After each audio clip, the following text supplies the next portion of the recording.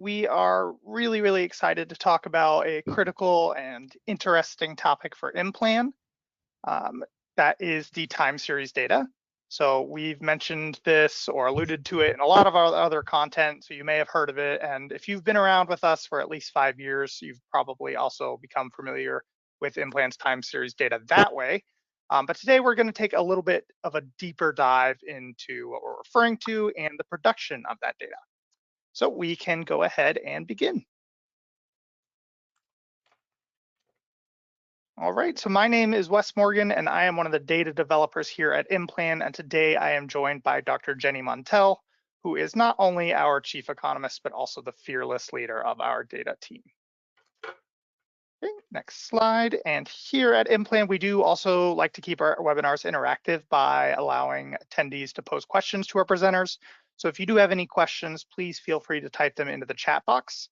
It's indicated right there in the red box in the screenshot on this slide. If you do have any questions, we will do our best, Jenny and I, or one of the members of our educational services team, to answer those as we go through the presentation. We'll also have some time towards the end of the presentation in which we will answer those out loud and live. So if we don't get to your question either during the end of the webinar or throughout it, please don't worry, we will be sure to answer each and every question asked today, even if that requires a follow-up email via the email address that you use to register for this webinar.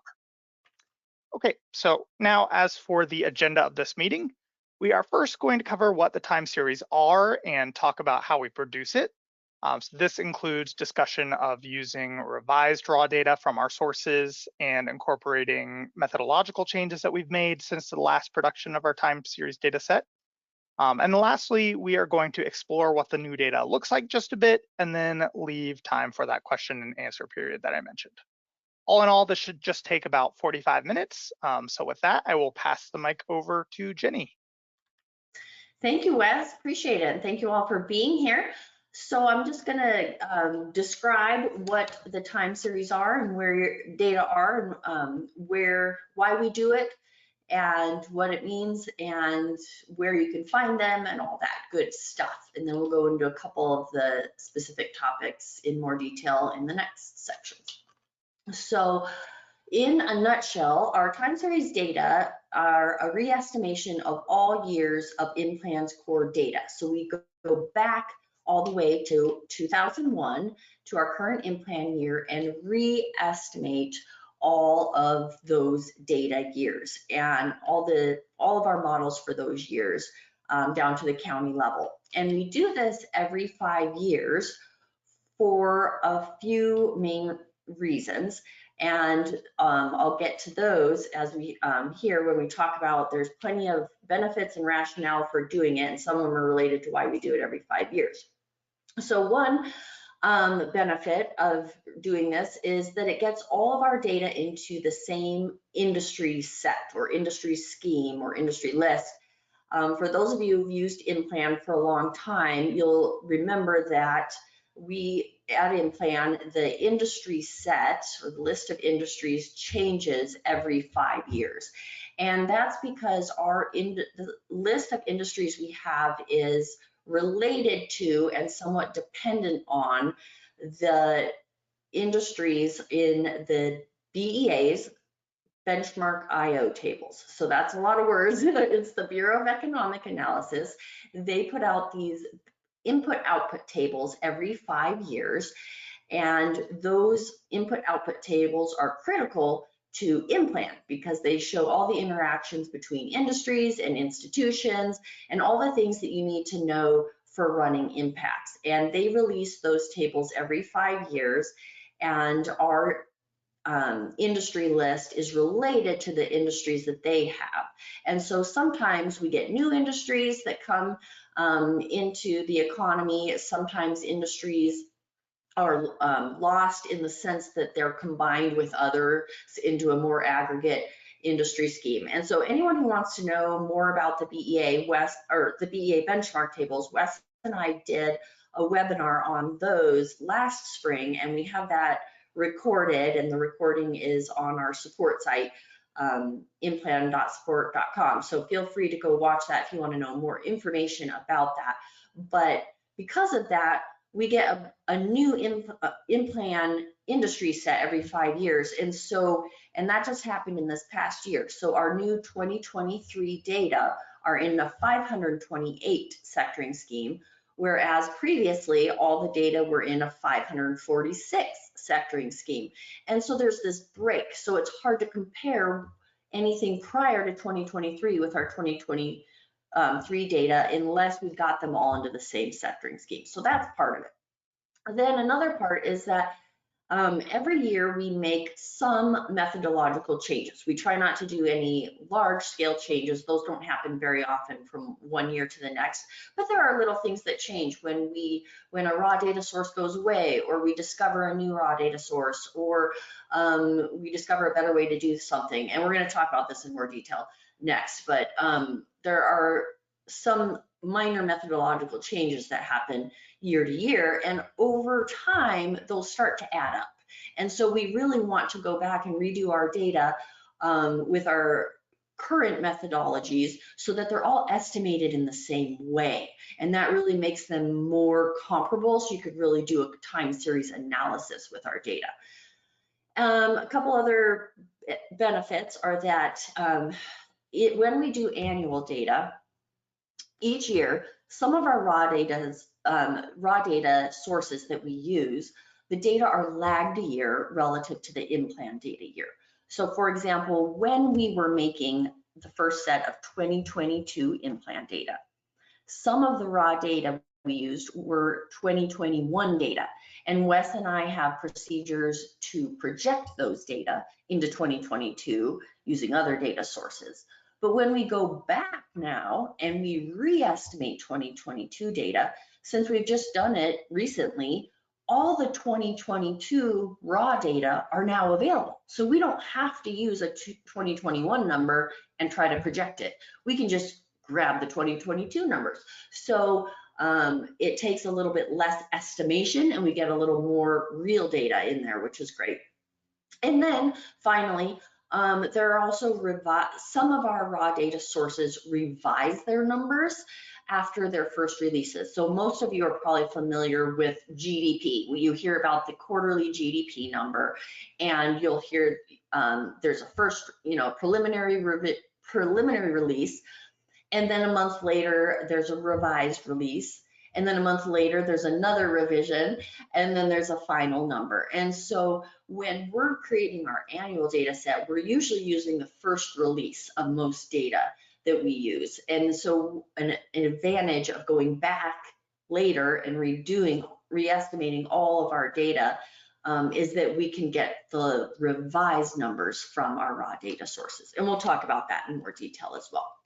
So I'll hop right into that particular one, raw data revisions, just to talk a little bit more about the main data sources that are revised. And the top one of this is really the Bureau of Economic Analysis. Pretty much all data sets that we use from the BEA get revised. So we re-download these data before we do this rerunning of all of our data. So just to point out some of those, on this slide, we're talking about national level data. So we get national level output by industry, and we at IMPLAN use those for the service sectors output. And then a lot of you are probably familiar with the NIPA tables, national income and product accounts. These serve as our control totals for the US. And what that means is that we have to estimate numbers for zip codes, for counties, for states, and a lot of that is, those are estimated numbers. And we make sure at the end that all of those numbers sum up to these totals that we get from NIPA for the US, because these are US only numbers, and they don't have any industry or commodity detail, but they are current. And so that's what's really great. And so by no industry or commodity detail, think things like total employment, broken down by types. So they have wage and salary employment and proprietor employment. And then there's total value added and all of its four components: employee compensation, proprietor income, other property income, and taxes on production. and imports, net of subsidies, but none of those are at the industry level, just the total totals. And then we have total exports and imports, and those are broken down into goods and services. And then total government expenditures, total government revenues, and much, much more. But these just to give you a flavor of what we use those for. So all of IMPLAN's numbers sum up to these grand totals. Then we get some regional data that we use from the BEA as well.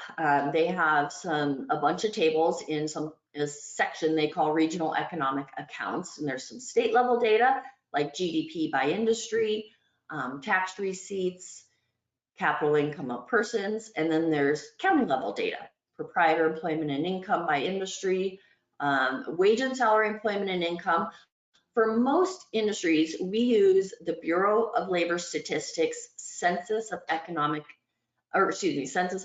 and Wages, CEW data, for wage and salary employment and income. However, the CEW data don't fully cover farms, they don't cover military. And so we rely on these BEA, REA data for that.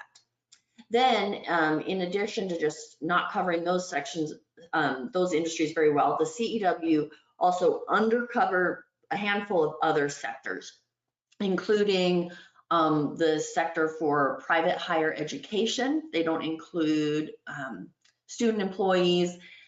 For commercial fishing, they don't include certain types of fish and species. And then there's a handful of other sectors that BLS just doesn't fully cover. And so we boost up those CEW numbers to adjust for that undercoverage. And we do that by comparing CEW data to REA data for certain sectors. And so we get an adjustment factor from REA. So we need the REA data for that. And then also those CEW data only have wage and salary income. It doesn't include all the other benefits and things that are in a fully loaded payroll number, which we call employee compensation. So we get that from the REA data as well. REA data, in addition to having wage and salary income, they also have employee compensation, which is the fully loaded. And then we get some net commuting inflows by county. Those serve as totals for our county to county commuter flows that we get from the journey to work data, and then some personal transfer receipts from government businesses. Now you might be wondering, well, if REA has fully covered all sectors and it has employee compensation, why do you guys use CEW at all? Well, this is one of those cases where this is a lagged data source. So the Bureau of Labor Statistics CEW data are non-lagged, and they also have way more sector detail. So we just use REA data as sort of a supplement where we need it. Okay, so those all get revised, and at this point, they're also non-lagged. So we re-download those and use those in this re-estimation. And then finally, one other one that gets revised that isn't from BEA is the Census Bureau's annual survey of manufacturers. And we use this data set to get output by industry for the manufacturing sectors. So that's just one that we wanted to point out that also gets revised. Wanted to point out that the CEW data also get revised, but they get revised before Wes and I even download them. So we don't have to re-download them as part of this time series. Okay, so another one I wanted to dive a little deeper into. We've talked about revised raw data. Now let's just talk about methodological changes. Want to start by saying every year that we release data, we release them with public release notes that are posted to our support site that list all of the major changes that might have taken place that year in our methodology. So we have those going back for all the years, and so you can look there if you want to see all the changes we've made over time in our methodologies. And we don't have time today to go into all of those, and I don't think everyone's interested in all of those, but I will point out just a few. I'll just highlight a few. So just wanted to point out here that this is just a screenshot of our support site where you can see that these annual release notes for our data, and we kind of lump them together into groupings of years. So you can go in here if you want any more details or to see all the changes we've ever made over time. But a few, first of all, just to talk about reasons behind methodological changes. One reason we change our methods sometimes is because we're forced to by the availability of raw data, or our raw data sources just change. So I'll give a couple examples here. A big one for us was that in 2019, the Census Bureau changed its disclosure policy or privacy policy so that it no longer includes any records with an establishment count of less than 3. So this is really problematic because no longer can we estimate any of the suppressed or non-disclosed values in Census Bureau data, because we can't even tell if a record, if an industry isn't in the table because that industry doesn't exist in the region, or if it exists in the region but only has 1 establishment, or it exists in the region but it has 2 establishments. Either of those 3 cases, that record isn't in the table. So we don't know if it's missing because it doesn't exist and shouldn't be there, or it exists but they're just not telling us that it exists there. So for that reason, we're no longer using the Census Bureau's data on proprietorships, and our use of the zip code level business patterns data had to be modified significantly because of this change. And so if you want any more details on that, you can see our 2019 data release notes that has more details on this. So that's something that forced us to change our methodologies. Another one is that in 2020, the National Oceanic and Atmospheric Administration, their data provider for commercial fishing changed just for Gulf states. And that data provider redacts confidential data, but doesn't include those redacted values in the aggregate total. So now we kind of have to use different methods. We use the projection method for those states. Again, you can look at our annual release notes if you want any more details on that one. But then I just wanted to point out, sometimes it's a positive change. It's not always data going away or getting worse. In 2021, the BEA started publishing state level GDP by industry, and previously we only had national level GDP by industry. So that was an exciting positive change for us from one of our raw data sources. Another reason for methodological changes is that our quality control scrutiny might reveal an opportunity for improved disclosure techniques. So every step along the way in our data processing, Wes and I do quality control checking, and we look for big changes over time. We look for things that disappeared or appeared. We look for really high wage rates or really low wage rates, and we just look at all kinds of things and try to make sure our processes are working as we're expecting them to, and giving reasonable results. And so sometimes we make improvements and we find that we can do things better. I'll just give you one example, well, 2 examples of related thing is that we're getting better output and employment estimates for industries whose products have high price volatility. Now, the key here is that output in IMPLAN is the value of production. And output for sectors whose output often rises and falls with employment, or vice versa, right? If you make more stuff, you need more people to make that stuff. Or if you have more people making stuff, you would assume you're getting more stuff made. So they tend to rise and fall together for a lot of sectors. But for those sectors who have high price volatility, the pairing output and employment don't always move in lockstep. So a good example of this would be some farm commodities. Other ones are like oil and gas type things. And in those cases, you can have a spike in the price of refined oil, let's say, If you have a spike in the price of that, you're going to get higher output because output is the value of production. The value has increased, but you may not actually be producing any more refined petroleum. And therefore, employment shouldn't increase just because output increased. Because in that case, output increased solely due to the price increase. You're not actually producing more. So we wanted to get better output and employment estimates for these sectors that wouldn't just rely on output and employment moving together. And so for farm sector employment, which is based off of output, we are now adjusting for inflation, which helps for that.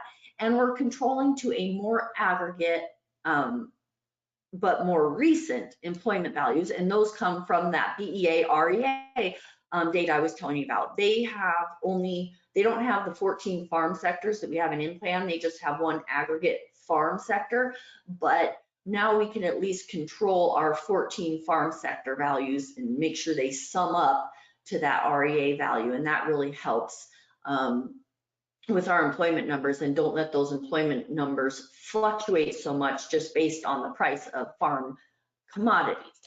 And for oil and gas sector output, we were using BEA data that we had to project, and we realized that projecting something that fluctuates so much according to price was not really great. It's hard to project something like that. And so now we turn to the Energy Information Administration, which has data on prices and physical production levels. And so price times production gives us our output for those sectors. So that's a kind of recent improvement we've made. Okay, now I'm going to hand it back over to Wes to explore some of these new data. All right, thank you so much, Jenny. We'll go ahead and share my screen.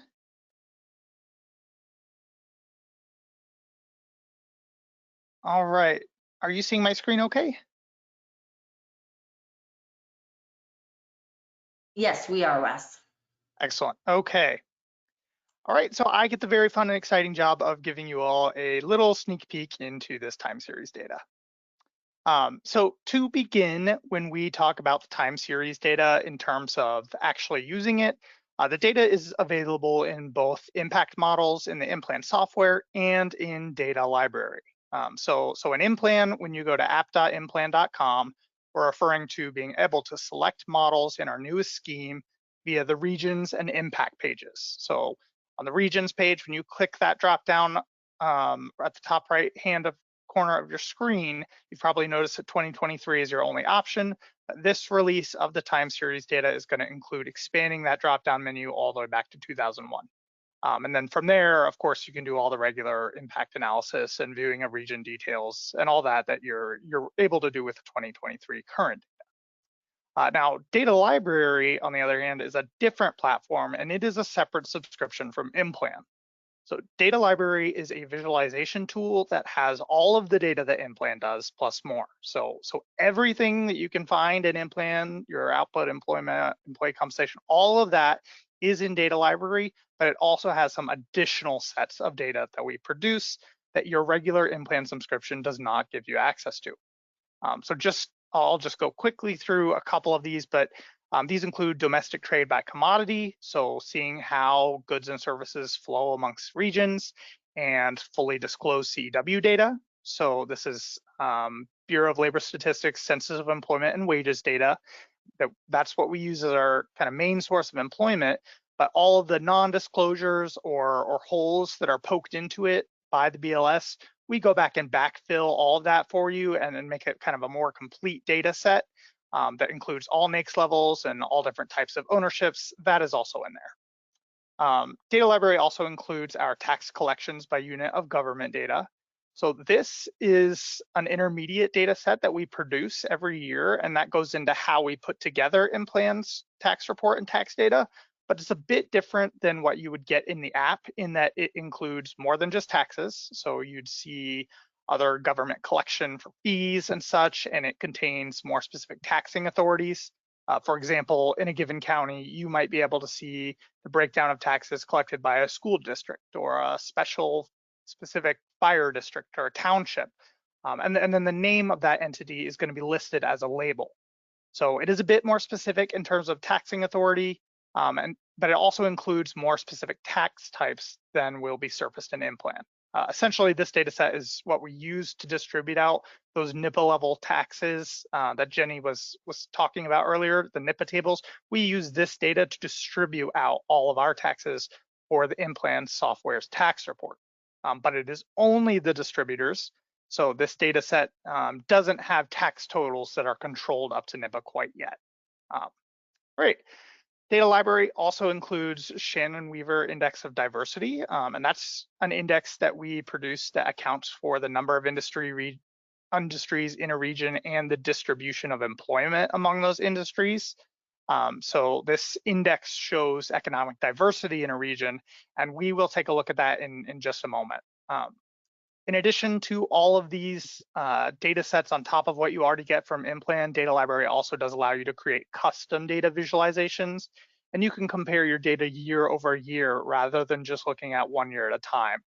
So that's kind of why we wanted to take a second to talk about this. Is Data Library is really kind of the ideal tool for looking at a time series, because taking a look at multiple years all at once allows you to make interesting comparisons and things like that. So now I'll go ahead and take a look at some of those comparisons and examples that we pulled for you, just so you can see what I'm talking about. Okay, so the first example of comparing data in our time series that we pulled had to do with looking at some changes in industry. So one industry that's particularly important is production of energy. So we wanted to view how electricity production industries stand in comparison to one another over the last 23 years, according to our time series data.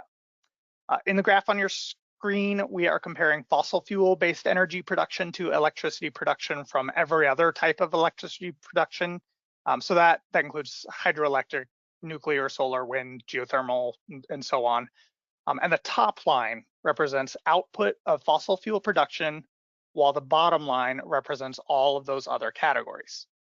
So we can see in this graph, according to our time series, that while production of fossil fuel-based electricity has been kind of subject to changes in policy and social attitudes and moves a little bit less consistently, all other types of electricity production have been slowly on the rise.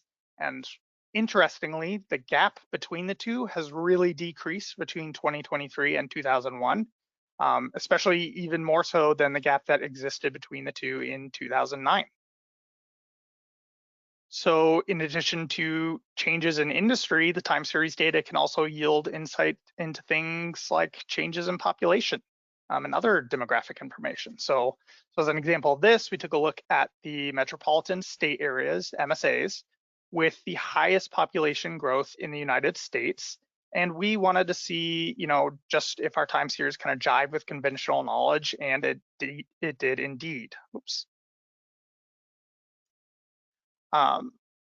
So when looking at MSAs with at least 1 million people, that these parameters are defined as at least 1 million people, we did see that Austin, Texas had the highest growth rate and Cleveland, Ohio had the lowest. So Texas actually had 4 of the top 10 most growing MSAs with at least 1 million people. Houston, San Antonio, and Dallas were the other 3. And then Cleveland actually experienced negative growth over the period. So its growth rate was 0.96. So its population is 96% of what it was in 2001 in the year 2023. Only 4 MSAs at this size class experienced shrinkage, and the other 3 were Pittsburgh, Detroit, and Buffalo. Right, with changes in demographics and changes in industry also come changes in household demand. And sometimes the reason for changes in demand are not necessarily due to, growth and shrinkage of industry or population data, but they're simply due to just how our world is changing in terms of technology or changes in the average lifestyle here in the US. So a perfect example of this is the change in household demand for delivery services. So the line that you're looking at represents commodity that includes food delivery services. So think DoorDash and Uber Eats. but also includes grocery delivery and alcoholic beverage delivery and parcel delivery. As we might have expected, there's been a really sharp rise in demand over the last couple of years, and there was a really notable spike right as COVID hit. So again, a trend kind of reflected in our time series data that tends to align with conventional knowledge and our expectations. Another group of commodities that's kind of just fun to take a look at that have changed a lot in terms of household demand has to do with how we consume music. So the darker blue line in this graph represents the commodity that contains things like pre-recorded audio tapes and discs, and the lighter blue line includes audio and video media streaming and distribution services. Again, not really surprising to see the demand for these two kind of swap and cross one another. We just thought it was interesting to see that this change happened right around 2008. All right, so in addition to the fun changes in our economy, we also want to touch back on that economic diversity piece in the United States. And to do so, we will look at the Shannon-Weaver index that I mentioned earlier. So Shannon-Weaver index is an entropy measure that accounts for both the number of industries in a region and the distribution of employment among all those industries. So if you have a Shannon-Weaver index of 1, that would mean that every single industry exists in your region, so all 528 exist, and that employment is spread out perfectly evenly across all of your industries. So for reference, the US Shannon-Weaver index is 0.785 currently. This type of measurement, entropy measurements like this are used in a lot of different fields of science, not just for economics, and you could calculate a Shannon-Weaver index based on other economic indicators like output or labor income. Today, we're only going to talk about employment because that's what we calculate and that's kind of what we throw into data library, but we do just want to mention that it is applicable in other ways. So specifically when talking about using employment, this can give some insight into whether a region is specialized or diverse. Specialization could lead to greater growth in a geography in that one industry or group of industries may be really dominant in an area and they're pulling in employment from all over the place. On the other hand, having a really diverse economy, according to Shannon-Weaver index, according to kind of all of the different elements that go into that, that might make your region a little bit more resilient to change. So this type of index is helpful for looking kind of at how a given economy functions. And importantly, it can be tested and calculated every single year through the course of a time series. So that is exactly what we did and looked at. After taking a look at Shannon-Weaver index over the course of our time series, we found that just 7 states increased in terms of their economic diversity since 2001. Those are North Carolina, Washington, D.C., Alaska, Hawaii, South and North Dakota, and Iowa. The 4 states that diversified the most were Nevada, D.C., Alaska, and Hawaii. And Nevada really stood out at the head of the pack. Interestingly, going back to kind of what I mentioned earlier in terms of demographic change and other changes that occur through our time series, there is some alignment here in that Nevada was also the state that grew the most in terms of its raw population when comparing to all the other states. So the state in particular saw its top industries in terms of employment share shift around, with hotels and motels no longer taking up so much of the employment in 2023 when compared to 2001. This was still the largest industry, but the proportion of the employment share did fall by over half. Gambling industries also used to have a very high share of employment, but that has since fallen down to number 16 in this list. And that kind of thing, you know, these kind of changes do make sense to us. They happen, and especially when looking at specific examples, there are so many other types of entertainment in the state now, with places like Las Vegas gaining new professional sports teams and concert venues, etc. Warehousing and storage also gained prominence, which is in line with national trends. Kind of happened all over, think Amazon. And then construction of new single-family residential buildings fell down to slot number 15. Another really quick example, I want to leave some time for questions, so I'll just go through this really quickly. Looking at economic diversity also DC experienced some interesting trends. So while non-military federal government remains #1 and legal services remain #2, both of those proportions of employment share fell, and military did fall from 2001 all the way down to spot number 14, with other real estate rising to take its place. So overall, the most economically diverse MSAs were Lancaster, Grand Rapids, Chattanooga, Salt Lake City, and Milwaukee.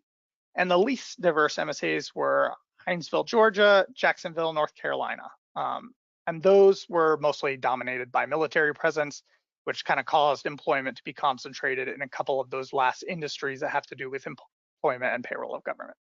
So in general, idea we wanted to really impart is that industry and household and employment and demographics and all these other types of data, they really do change over the years. And thus it's really important to be able to use time series to kind of compare all of this, plot it over time.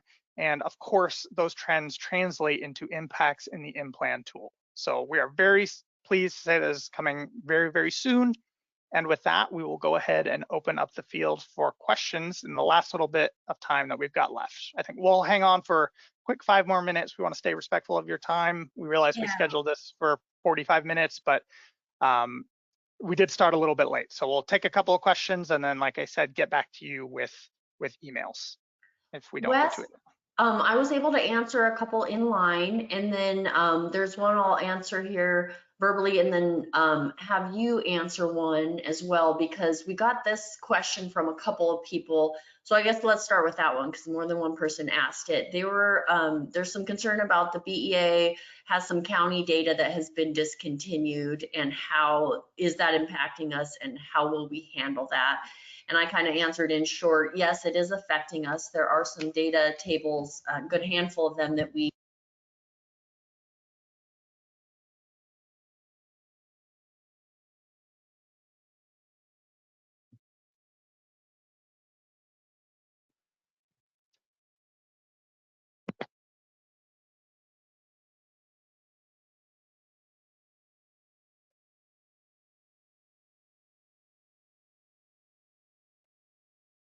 Hi, Jenny. I think we lost your sound. I'm not entirely, I wasn't sure if it was me, but it looks like a couple of people are replying in the chat. We cannot hear you. Hopefully you all are still able to hear me, but I can kind of continue where Jenny left off and say that yes, these BEA tables going away absolutely has affected us. We do have a plan to address, okay, great, we can hear me. We do have a plan to address kind of all of those. It's, you know, basically kind of going to be in line with all of the other data processes that we have talked about. So I see another question in here. That's a great question, kind of about is the data that we collect comprehensive fully? And generally, I would say that the data that we collect is not comprehensive, but the data that we put out and produce is. So we do a lot of adding detail to our data sets, such as adding geographic detail. You know, we have some data sets that only come out at the US level or the state level, and we need to figure out how to break that down into counties, and then counties into zip codes, and make it all add up and such. And then we also add detail in terms of industry detail. So we'll often get data for something like farms, and you know, we have multiple different types of agriculture industries in IMPLAN. So how do we distribute all of those out? And then we also add detail in terms of disclosures. So as we were mentioning earlier with the CEW data and with CBP data, there, you know, there's a lot that kind of goes into making sure those holes that are intentionally poked in there are backfilled, and we've produced estimates for them. So in general, data, you know, we do have quite a few challenges with data availability and, you know, production of data, but we do our best to get everything out to be a fully comprehensive data set. Okay, so following up on the Census of Agriculture, is it in the 2022 data set? Yes, so great question. The 2023 data are already out, and they do include the 2022 Census of Agriculture. We have incorporated that into our farm estimates. However, we have not incorporated the zip code data. That came out a little bit too late last year for us to be able to bring that in. So the 2024 data is going to be the first year of data using the Census of Agriculture at the zip code level. Okay, will there be any changes in household demand in relation to drone delivery in the future? That is a great question. I could not tell you. However, I am certain that, if it becomes an industry, if we start to see a little bit more data around it, once we get to the next time series, we will be able to answer that question. Unfortunately, we do rely on data that comes out a little bit later than when we're producing data live. So we do have to rely on that and wait a little bit before we can answer future questions. Okay, I'll do maybe one more and then we'll close it out. Let's see. What does an establishment count of less than 3 mean? Okay, so I believe that this was in response to the CBP data that was mentioned earlier. Basically, that is just has to do with an entity, a business entity existing in an area or not. So, for example, if you have an establishment account of 3 for a given NAICS code, that means there are 3 businesses that fall under that NAICS code in an area, and that's pretty much the way that establishment counts work for all of our data sets at CBP and CEW, the Census of Employment and Wages. Okay, so now we're a little bit over time, so we will go ahead and end now, but any questions that come to us in this chat will be answered via email. We really appreciate all of the attendance and engagement. It's really exciting for us, and we hope that it is for you as well. Thank you so much, and take care, everyone. Hi, everyone.